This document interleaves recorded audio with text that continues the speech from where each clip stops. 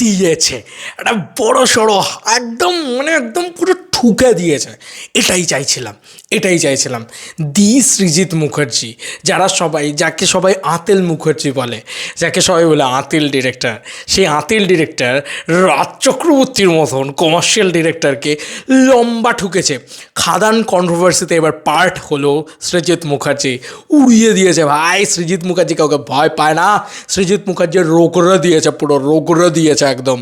এটাই চেয়েছিলাম ভাই। ইন্ডাস্ট্রির লোকেরা কথা বলছে, আমাদের ভিডিও তাহলে কিছুটা হলেও এফেক্ট করছে তাদের ভিতরে। আই ডোন্ট নো যে কাদের ভিতরে এফেক্ট করছে, বাট তার মানে আমাদের ভিডিও, যারা আমরা ভিডিও বানিয়েছি, রাজ চক্রবর্তীর ফাটছে বলেই রাজ চক্রবর্তী একটা ভিডিও বানিয়ে বলছে কাদের কোন শ্রেণীর এই জ্বালাটা ধরছে। এবার সৃজিত মুখার্জি দিয়েছে পুরো একদম, যাকে বলা যেতে পারে একদম কোচেল মোচলকে রোগড়ে দিয়েছে, একদম কোচলে দেওয়া বলে না, একদম কোচলে দিয়েছে একদম।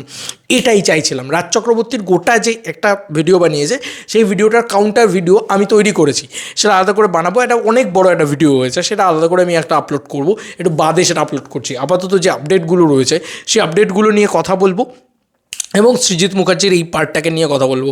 সৃজিত মুখার্জি জাস্ট আনবিলিভেবল একটা পোস্ট করে 23 মিনিট আগে, এবং এটা জাস্ট আনবিলিভেবল একটা কন্ট্রোভার্সির আকার ধারণ করেছে গোটা ইন্ডাস্ট্রি জুড়ে। এই ভিডিওটা পোস্ট করে,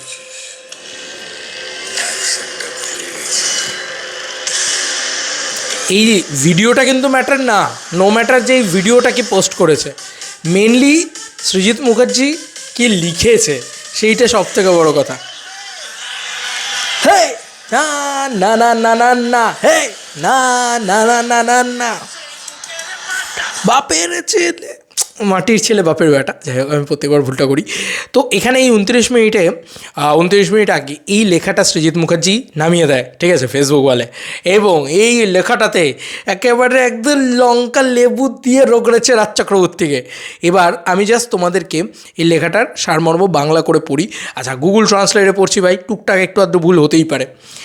এইটা প্রথম আমি করব, ঠিক আছে, তারপরে বাকি কথা, বাকি আপডেটসগুলো দিচ্ছি অবশ্যই। খাদান যা করার চেষ্টা করছে তা হলো বাংলা কমার্শিয়াল ফিল্মসের হালসিয়াত দিনগুলো ফিরিয়ে আনার জন্য, মানে যেটা করার চেষ্টা করছে সেটা আমরা বুঝতে পেরেছি, বাংলা কমার্শিয়াল ছবির যে স্বর্ণযুগ সেটাকে ফিরিয়ে আনার চেষ্টা করছে, এটুকু আমরা বুঝিনি। যেগুলির অবদান শিল্পের সাধারণ স্বাস্থ্যের জন্য অনেক বড় বাজেটের ফলে, এবং সেই সাথে middle of the road Bangla সিনেমার একটি বৃহত্তর বিষয়ভিত্তিক পরিসর। বন্ধুরা, এটা তাহলে সৃজিত মুখার্জি বুঝতে পারেন যে বাংলা কমার্শিয়াল ছবি চললে middle of the road cinema আরও উন্নতি করবে। একটা সময় বলো না, যখন অটোগ্রাফও চলছে অ্যাট দ্য সেম টাইম, পাশে একটা বড় কমার্শিয়াল ছবিও চলছে। এক্স্যাক্ট কোন ছবিটা চলছে আমার মনে নেই, যে কারণে আমি বললাম না। যাই হোক, উচ্চাভিলাষী বেঙ্গল ট্যুর করার মাধ্যমে, যেখানে দলটি মাল্টিপ্লেক্সের ভর্তি কলকাতা কেন্দ্রগুলি থেকে দূরে সমগ্র বাংলা জুড়ে 3,500 কিলোমিটার অঞ্চলে ভ্রমণ করেছে, এটি এমন জায়গায় একক পর্দার দাবি বাধ্য করছে যেখানে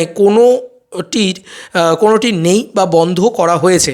তাই আপনি সেই ধরনের সিনেমায় বিশ্বাস করেন বা চলচ্চিত্রের অভিনেতা প্রযোজকের সাথে চোখ মেলে তার নির্বিশেষে খাদানকে সমর্থন করতে হবে যদি একটা বড় ভালো বা পাইয়ের প্রবাদের আকারের কথা মাথায় রাখতে হয়। এছাড়াও অকারণের ফিল্ম স্লেজিং করার লোকেদের ক্ষুদ্র নিরাপত্তাহীনতার, এই লাইনটা ভালো করে শোনো, এছাড়াও অকারণে ফিল্ম স্লেজিং করার লোকেদের ক্ষুদ্র নিরাপত্তাহীনতার ঊর্ধ্বে উঠতে হবে এবং উপলব্ধি করতে হবে যে চলচ্চিত্রটি আসলে একটা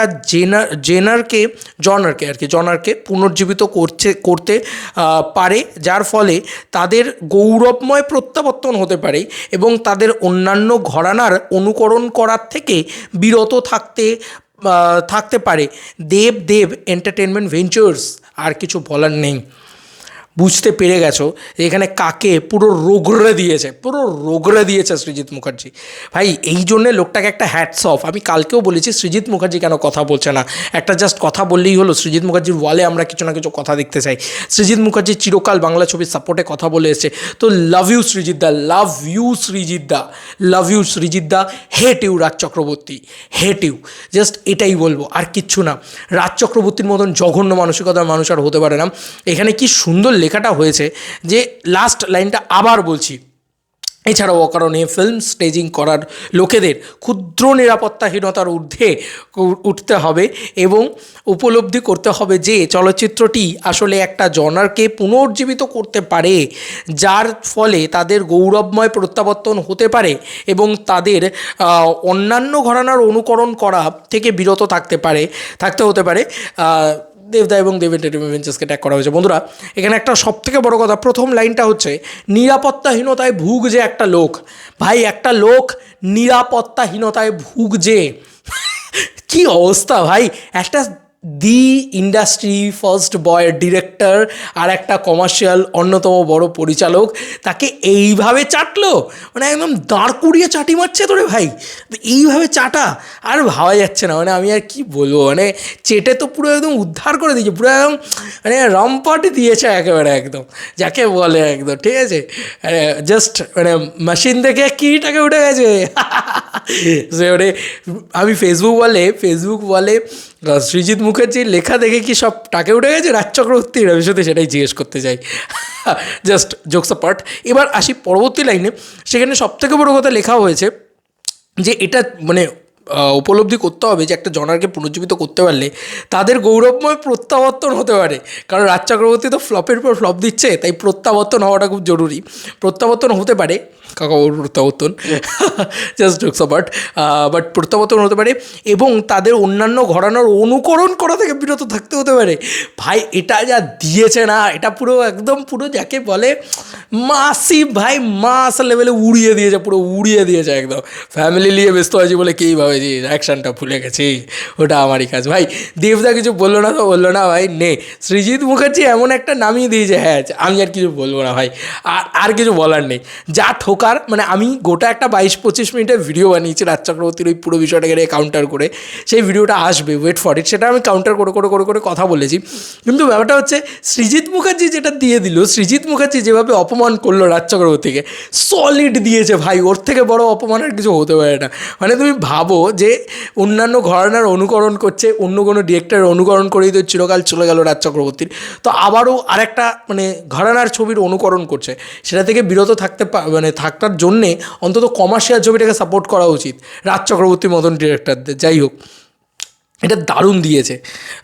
তারপরে তো দেবতাকে ট্যাগ করা হয়েছে আর কি, এটা একটা ঘ্যামা লিখেছে, এটা যা রাজ চক্রবর্তীকে যা লিখেছে না, মানে জাস্ট মানে hashtag on my own terms, আর কি বলবো ভাই। না, সৃজিত মুখার্জি সিরিয়াসলি দারুণ দিয়েছে, এটা নিয়ে কিছু বলা যাবে না ভাই, এটা অন্য লিগেই নিয়ে গেছে সৃজিত মুখার্জি।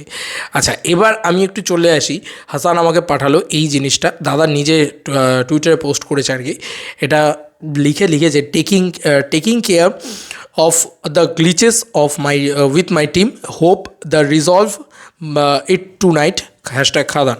বন্ধুরা, খাদানের পিছনে দেখতেই পাচ্ছ সাউন্ড এখানে লেখা রয়েছে সাউন্ড পোস্ট, ঠিক আছে, সাউন্ড নিয়ে কিছু একটা হচ্ছে বা কী হচ্ছে এক্স্যাক্টলি আমি জানি না, কী প্রবলেমটা এক্স্যাক্টলি খাদান ট্রেলারের ভিতরে হয়েছে, সেই গ্লিচটাকেই কিন্তু রাত্রির বেলার ভিতরে, আজকে ওটা রাত্রের ভিতরে সলভ করার চেষ্টা করা হবে, কালকের ভিতরে কিন্তু ট্রেলার চলে আসবে, এইটা কোথাও গিয়ে বোঝা যাচ্ছে। এটা আমাকে অর্জুনও পাঠিয়েছে, হাসানও পাঠিয়েছে, পরপর করে পাঠিয়ে গেছে আর কি। এবং রানা সরকার, সত্যি কথা রানা সরকারের পোস্টটাকে নিয়েও আমার খুব খুব খুব আনন্দের একটা বিষয় আছে, কারণ রানা সরকারও কিন্তু খুব সুন্দরভাবে, আচ্ছা এইটুকুটুকু ছোটো ছোটো বাচ্চারা কি সুন্দর রিল বানাচ্ছে, দেখো এগুলো দেখেও ভালো লাগছে, এরাও বানাচ্ছে, তো দেবদা তো শেয়ার করেই যাচ্ছে, এগুলো নিয়ে কোনো ইয়েই নেই, এরকম জিনিসপত্র তৈরি হচ্ছে। আচ্ছা, এইগুলো বলে দিলাম। রানা সরকারকে নিয়ে একটা কথা বলার আছে, কেন, কারণ রানা সরকার খুব সুন্দর একটা লেখা লিখেছে ফেসবুক ওয়ালে, আমি সেটাকে নিজে শেয়ার করেছি, তো আমার খুব ভালো লেগেছে, সেটা আর পড়লাম না, অনেক বড় একটা লেখা, একটা সৃজিত মুখার্জি কাফি আছে রাজ চক্রবর্তীর জন্য, আর বাকি কাউকে দরকার নেই। রানা সরকারকে আমরা সবসময় হয়তো ছোটো করি, কিন্তু রানা সরকার বেশ ভালো একটা লেখা লিখেছে এই ক্ষেত্রে, ভূতের মুখে রাম নাম বলতে পারো, তো কোথাও গিয়ে ভালো লেগেছে। তো সরি, তোমাদের কার কি মতামত এই ভিডিওটাকে নিয়ে জানিও কমেন্ট সেকশনে। চলো বন্ধুরা, তুমি কোনো ভিডিওতে দেখা হবে, ভাই।